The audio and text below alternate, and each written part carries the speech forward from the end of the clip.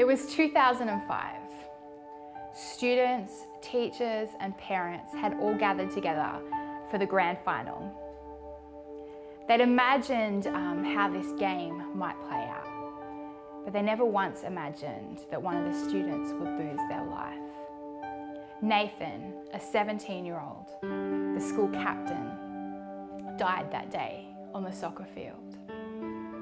It turned out that he had a heart condition that hadn't been diagnosed. In the weeks and the months that followed, story after story after story came out about how Nathan had impacted the lives of the other students. Young people at his funeral stood up one after the other, sharing about how he'd invested into them as an individual, about how he led them to Jesus, about the amazing impact that he'd had. At the funeral, countless young people decided that they too wanted to follow Jesus. As they listened to these stories, they were so inspired, they too wanted to become disciples. And so the journalist asked the obvious question, how did Nathan get like this? And it was discovered that Nathan was mentored. Nathan was mentored by a man named Mark. Mark was Nathan's father. He was also a youth pastor, and Nathan had watched him intentionally invest into lots of young people's lives over the years. So the journalist asked the next question, well, how did Mark get like this? And he discovered that when Mark was a teenager, he wasn't living life to the full. He wasn't following Jesus.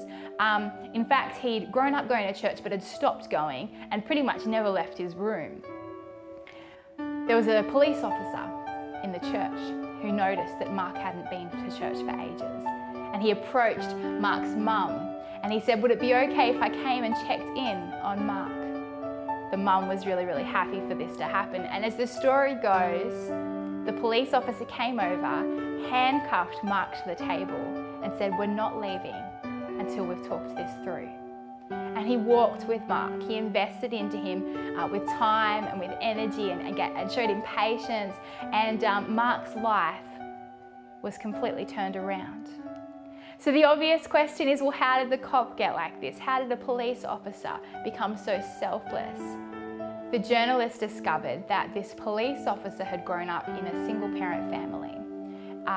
One day, the old lady across the road had noticed his mum struggling with all of her children, and she offered to take the kids once a week to Sunday school. The police officer's mum was thrilled about this opportunity for a break. And so the old lady across the road took them to Sunday school, week in, week out.